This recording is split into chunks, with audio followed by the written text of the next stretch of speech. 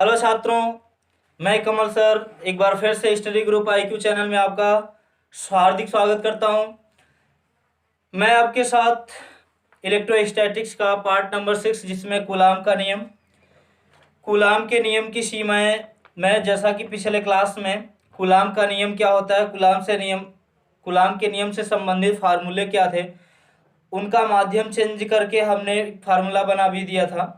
आज हम देखेंगे कि इसमें इसका डायमेंशन क्या होता है, इसकी बीमा क्या होती है, इसका मात्रक क्या होता है, एप्सिलॉन जीरो का मान, मात्रक, बीमा क्या होती है, ये सब हम प्रूव करने वाले हैं।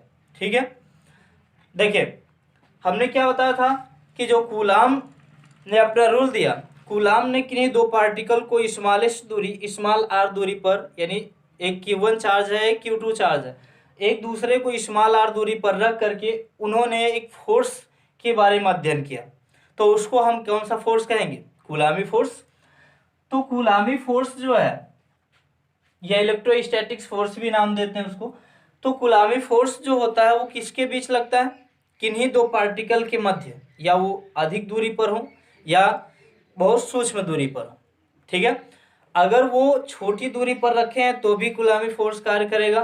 कब कार्य करेगा? जब हम उनके बीच चार्ज रख देंगे, यानी दो पार्टिकल अगर आवेशित पार्टिकल हैं, उनके बीच चार्ज है, तो एक दूसरे से स्मॉलेस्ट दूरी आर दूरी पर रखें, स्मॉल आर दूरी पर रखें, तो उनके बीच या तो आकर्षण बल लगेगा या तो प्रतिकर्षण बल कार्य करेगा। ठीक है, तो देखिए बच्चों, यहां पर जो कूलाम के नियम का महत्व है, importance of Coulomb's law, coulomb के नियम का जो महत्व है, वो कूलाम का जो रूल होता है वो किस डिस्टेंस पर कार्य करता है? जैसे नाभिकीय दूरियां हो गई या परमाणुवीय दूरी। तो दो नाभिकों के बीच की डिस्टेंस के लिए, यानी यह जो कूलामी फोर्स होता है वो कूलाम का नियम उस पर लागू होता है। यानी नाभिकीय दूरी या परमाणुविक दूरी के बीच जो कार्य करता है, बल कार्य करता है, यानी दो नाभिकों के बीच या दो परमाणुओं के बीच यह कूलामी फोर्स कार्य करता है, ये इनके बीच लागू होता है। यानी जो कूलाम का नियम है ये इन पर लागू होता है। यह बहुत बड़ी दूरी भी हो सकती है, बहुत छोटी दूरी भी हो सकती है, यानी किन्हीं दो परमाणुओं के बीच की डिस्टेंस या नाभिकों के बीच की डिस्टेंस। ठीक है, तो यह जो कूलाम का नियम है ये किन पर लागू होता है? नाभिकीय दूरी या परमाणुवीय दूरी पर लागू होता है, यानी दो नाभिकों के बीच बल कार्य करता है या दो परमाणुओं के बीच कूलामी फोर्स कार्य करता है। ठीक है, आगे देखिए बच्चों, यहां पर अब आगे हम बढ़ेंगे तो कूलाम के नियम का अगर सदिश रूप देखें, कूलाम के नियम का सदिश रूप, तो जो कूलामी फोर्स है इसको हम सदिश के तरीके कैसे लिख सकते हैं? जैसे मान लीजिए कि हमारे पास ये पॉइंट चार्ज Q1 और दूसरे पॉइंट पर चार्ज क्या है Q2, ये स्मॉल आर दूरी पर एक दूसरे से रखे गए। ठीक है, तो हो सकता है कि दो से अधिक चार्जेस हों, या हो सकता है कि दो ही चार्ज हों, अलग अलग दूरी पर रखे गए हों। जैसे मान लीजिए कोई और तीसरा भी चार्ज रख सकते हैं एक अलग सी दूरी लेकर के। तो यहाँ पर हम लिखेंगे F equal to 1/4 pi epsilon nought Q1 Q2 upon R का स्क्वायर। अगर इसको हमें सदिश रूप में लिखना है तो हम इस पे क्या लगाएंगे? वेक्टर, और यहां पर लिखेंगे आर कैप। देखिए यहां पर जो है, यह जो है ये क्या करता है? डायरेक्शन, मतलब कि जो फोर्स है, फोर्स किस तरफ कार्य करेगा, अट्रैक्टिव फोर्स होगा या रिपल्सिव फोर्स होगा, ये किस पे निर्भर करेगा? चार्जेस पे निर्भर करेगा। जहां पर ये क्या है, ये जो है, जो आर कैप लगाया गया है, ये एक यूनिट वेक्टर होता है, इकाई वेक्टर होता है, एकांक वेक्टर होता है, जिसकी वैल्यू कितनी होती है? एक। तो इसको हम लिख दिया, हमने लिखा आर कैप। तो यहाँ पर इसकी जो यूनिट होती है, जो इकाई होती है, वो कितनी होती है? एक होती है। तो यहाँ पर हम इसको सदिश रूप में लिख सकते हैं। ये एक नंबर में बहुत पूछा जाता है बच्चों, कई बार पूछा जा चुका है। तो ठीक है, इसको लिख लीजिएगा, कूलाम के नियम का सदिश रूप आर सदिश equal to 1/4 pi epsilon nought Q1 Q2 upon R square into R cap. अगले स्टेप में डायमेंशन ऑफ देखिए डायमेंशन ऑफ इलेक्ट्रोस्टैटिक्स फोर्स या बल, जो कुलामी फोर्स है, कुलामी बल है, उसकी बीमा समझ लीजिए। पहले तो हम समझ लेते हैं। देखिए यहां से हम निकालेंगे F equal to 1/4 pi epsilon nought Q1 Q2 upon क्या R स्क्वायर। तो सबसे पहले हम इसका क्या लिखेंगे, यूनिट। इसका यूनिट क्या होगा, यूनिट का मतलब मात्रक। तो देखिए ये जो है इसकी वैल्यू 9 इंटू 10 पावर 9 होती है, तो इसकी तो कोई, इसका कोई यूनिट होगा नहीं। देखिए अब यहां से लिखेंगे आवेश, आवेश का यूनिट क्या होता है, कूलाम, ठीक है। तो आवेश का जो मात्रक होता है वो क्या होगा, कूलाम स्क्वायर, ठीक है। तो कूलाम हो जाएगा। उसके बाद फिर यहाँ पर इसकी यूनिट क्या हो जाएगी, डिस्टेंस की यूनिट क्या होती है, मीटर। तो कूलाम स्क्वायर प्रति मीटर स्क्वायर हो जाएगा। अब देखिए यहां से हम क्या करेंगे, अगर इसका डायमेंशन देखना हो, इसकी बीमा देखनी हो, तो हम क्या लिख सकते हैं, इसकी बीमा। इसकी बीमा क्या होती है, ए टी, और इसकी भी बीमा क्या होगी, ए टी। देखिए चार्ज की बीमा क्या होती है, ए इंटू टी। देखिए कैसे, क्यू इक्वल टू क्या होता है, आई टी। तो आई की बीमा ए होती है, टी की बीमा क्या होती है, कैपिटल टी। तो हम ए टी लिख सकते हैं। तो यहां पर हो जाएगा ए पावर 2 टी पावर 2। अब देखिए अपान में, अपान में देखिए डिस्टेंस की जो बीमा है वो क्या होती है, एल का, यहां पर स्क्वायर है तो स्क्वायर कर देंगे। अगर देखिए लंबाई दूरी ऊंचाई गहराई कुछ इनकी जो बीमा होती है वो एल पावर यल होती है, तो इसमें स्क्वायर था तो हमने स्क्वायर कर दिया। तो इसको ऊपर ले जाएंगे, देखिए कैसे करेंगे, ए में ए मल्टीपल होगा तो ए स्क्वायर, टी में टी होगा तो टी स्क्वायर या टी पावर 2, एल को ऊपर ले जाएंगे तो एल पावर -2 हो जाएगा। तो यहाँ पर हमारे पास हम क्या करेंगे, यम तो है नहीं तो यम पावर 0 लिख देंगे, एल पावर -2, ए पावर 2, टी पावर 2 लिख देंगे। तो ये कुलामी फोर्स जो है, कुलामी बल की क्या है, डायमेंशन है, बीमा है छात्रों। आगे का, अब यहां पर एप्सिलॉन नॉट का हम क्या निकालेंगे, मान, मात्रक और बीमा। कई बार पूछा जा चुका है और ये बहुत अच्छा क्वेश्चन भी है।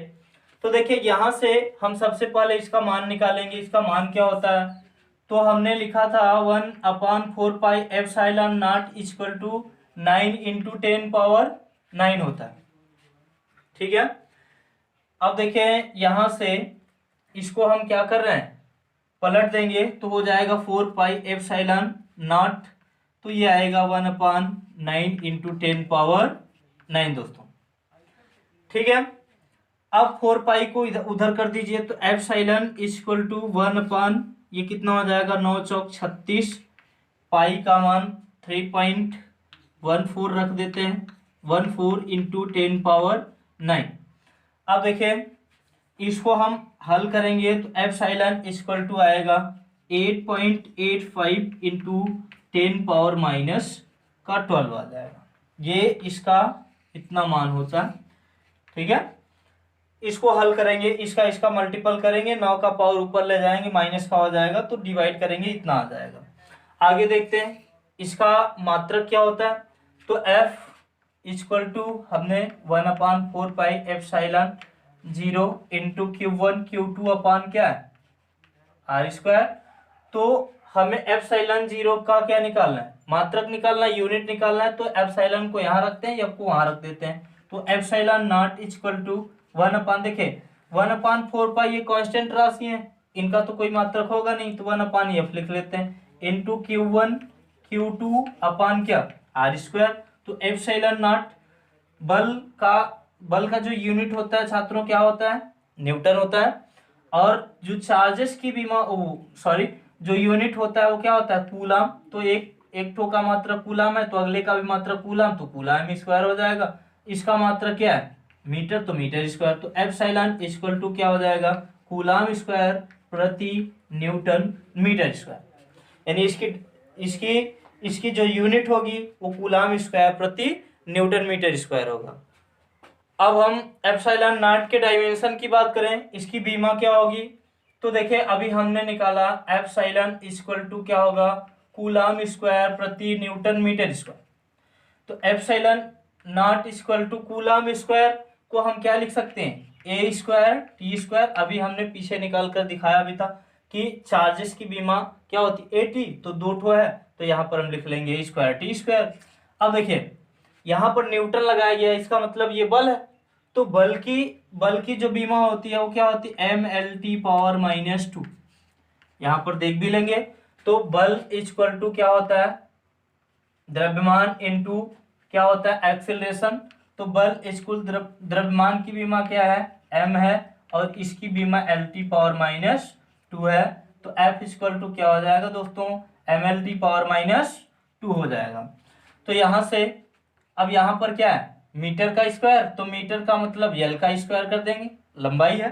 तो एप्सिलॉन 0 इक्वल टू क्या हो जाएगा, यम को ऊपर ले जाइए तो m पावर -1, एल पावर ये कितना हो जाएगा 3, ऊपर ले जाएंगे तो एल पावर -3 होगा, और a पावर 2 है ही है, a पावर 2 रख देंगे, t पावर कितना हो जाएगा, 2 2 जुड़ जाएगा तो t पावर कितना हो जाएगा, यहाँ से हम 4 लिख सकते हैं। तो इसकी डायमेंशन क्या है, m power -1, L power -3, a power 2, t power 4।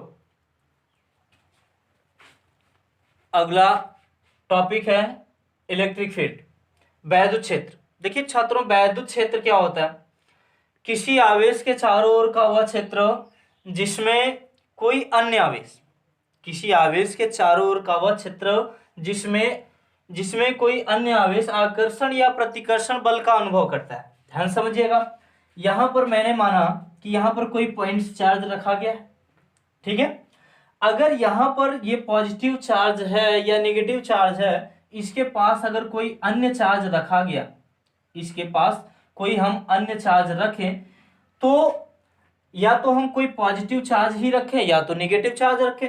तो देखिए हमारी परिभाषा क्या है, किसी आवेश के चारों, यानी हमने कोई चार्ज रखा, किसी आवेश के चारों ओर का वह क्षेत्र जिसमें अन्य कोई आवेश, दूसरा कोई आवेश आकर्षण या प्रतिकर्षण बल का अनुभव करता है। तो हमने बेंजामिन फ्रैंकलिन ने क्या बताया था, बेंजामिन फ्रैंकलिन ने बताया कि चार्जेस दो प्रकार के, लाइक चार्जेस और अनलाइक चार्ज, दो प्रकार के होते हैं। और वहां पर बताया कि जो लाइक चार्ज होते हैं एक दूसरे को क्या करते हैं, रिपेल करते हैं, और अनलाइक चार्ज जो होते हैं एक दूसरे को अट्रैक्ट करते हैं, तो आकर्षित करते हैं। तो देखिए अगर यहाँ पर हमने कोई पॉजिटिव चार्ज लिया और यहाँ पर कोई दूसरा जो चार्ज है वो भी पॉजिटिव चार्ज है, तो कैसे बल का अनुभव करेगा, प्रतिकर्षण का अनुभव करेगा। अगर यहाँ पर नेगेटिव चार्ज लेंगे तो आकर्षण बल का अनुभव करेगा। तो यह जो चार्ज है, अब देखिए दोस्तों, अब इनके बीच तो हमने मान लिया कि कौन सा, आकर्षण या प्रतिकर्षण बल होगा। लेकिन अगर चार्ज फ्री अवस्था में छोड़ दिया जाए, यानी यह फ्री है, तो यह बल की ही दिशा में क्या करने लगेगा, मूव करने लगेगा। अगर चार्ज फ्री है, स्वतंत्र है, तो बल की दिशा में क्या करने लगता है, गति करने लगता है। तो बल की ही दिशा में चलने लगता है, जिस तरफ बल कार्य करेगा तो आवेश भी उसी दिशा में चलने लगता है, गति करने लगता है। तो इसकी परिभाषा यह है। यह एक परिभाषा और दे सकते हैं कि एकांक धनावेश पर लगने वाले बल को हम इलेक्ट्रिक फील्ड कहते हैं, ठीक है। एकांक धनावेश पर लगने वाले बल को क्या कहेंगे, इलेक्ट्रिक फील्ड कहते हैं, वैद्युत क्षेत्र कहते हैं।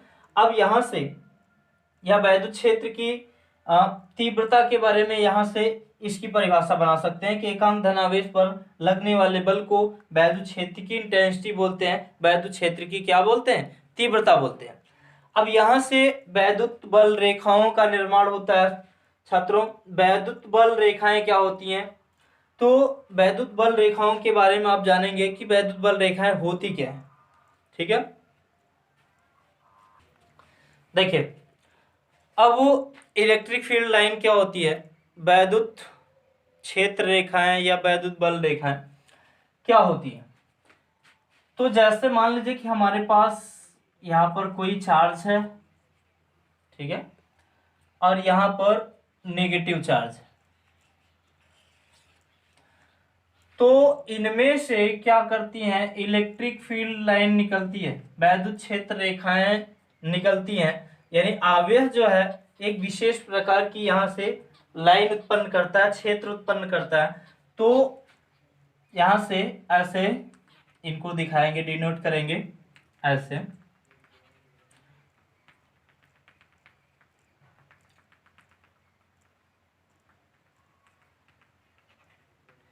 तो इनकी परिभाषा हम लिख सकते हैं कि वे काल्पनिक रेखाएं जो धनावेश से निकलकर ऋणावेश में प्रवेश कर जाती हैं उनको हम क्या बोलते हैं? वैद्युत क्षेत्र रेखाएं बोलते हैं। यानी वे काल्पनिक रेखाएं जो धनावेश से निकलकर ऋणावेश में प्रवेश करती हैं।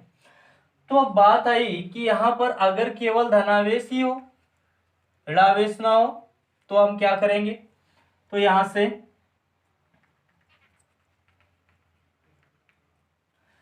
तो वे काल्पनिक रेखाएं जो धनावेश से निकलकर ऋणावेश में प्रवेश कर जाती हैं उनको हम क्या बोलते हैं? Electric field line. अब इनकी लिमिट क्या है?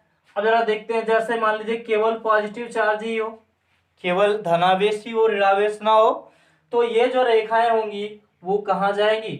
इन्फिनिटी की ओर जाती हुई प्रतीत होती है, अनंत की ओर जाती हुई प्रतीत होती है। ये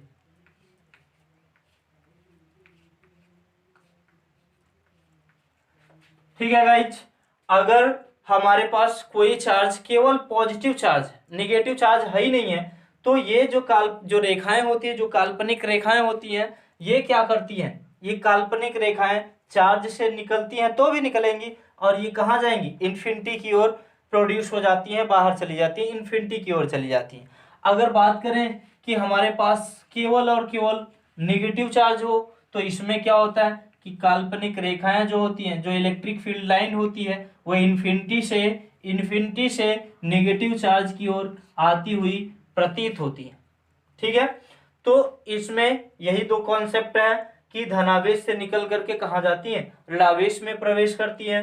परिभाषा तो इसकी और भी बना सकते हैं, और भी है, लेकिन ये बेहद सरल परिभाषा है कि धनावेश से निकल करके ऋणावेश में प्रवेश करती हैं। यानी वे काल्पनिक रेखाएं जो धनावेश से निकलकर ऋणावेश में प्रवेश करती हैं उनको हम क्या बोलते हैं? इलेक्ट्रिक फील्ड लाइन बोलते हैं। अगर केवल एक ही चार्जेस हो, पॉजिटिव चार्ज हो या नेगेटिव चार्ज हो, तो क्या होगा? तो पॉजिटिव चार्ज में जो इलेक्ट्रिक फील्ड लाइन है वो क्या करती हैं? इन्फिनिटी की ओर चली जाती हैं, और नेगेटिव चार्ज में इन्फिनिटी से नेगेटिव चार्ज की ओर आती हुई प्रतीत होती है। अब वो यहाँ पर इनकी प्रॉपर्टी भी है। इनकी प्रॉपर्टी क्या होती है? इलेक्ट्रिक फील्ड लाइन की प्रॉपर्टी क्या होती है? देखिए,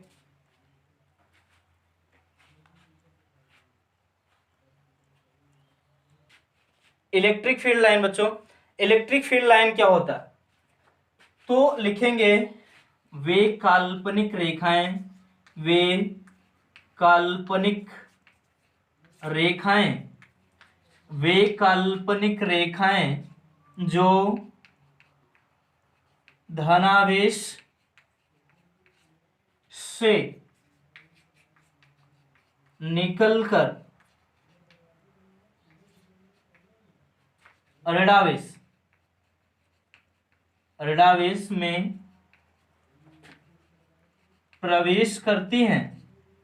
ऋणावेश में प्रवेश करती हैं,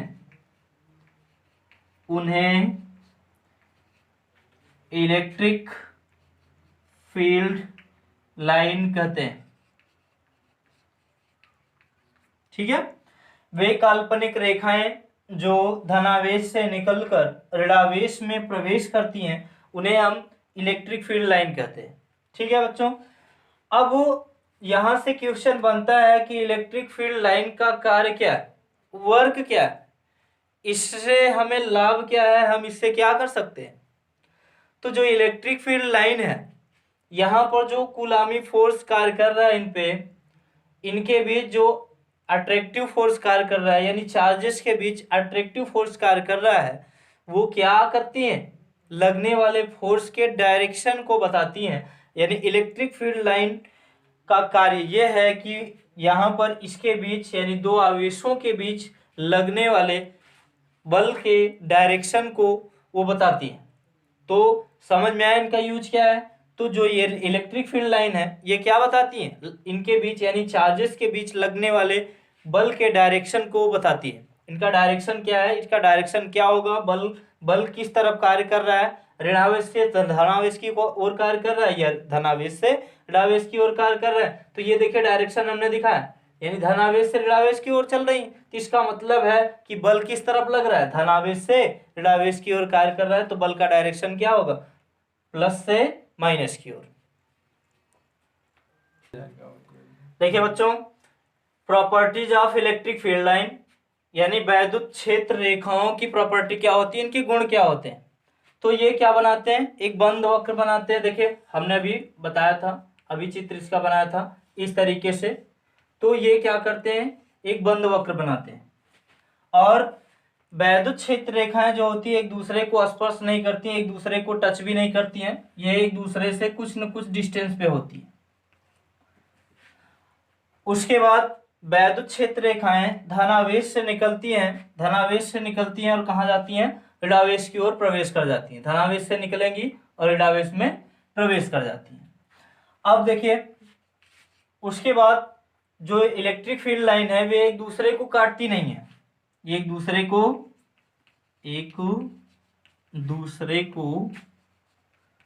काटती नहीं है,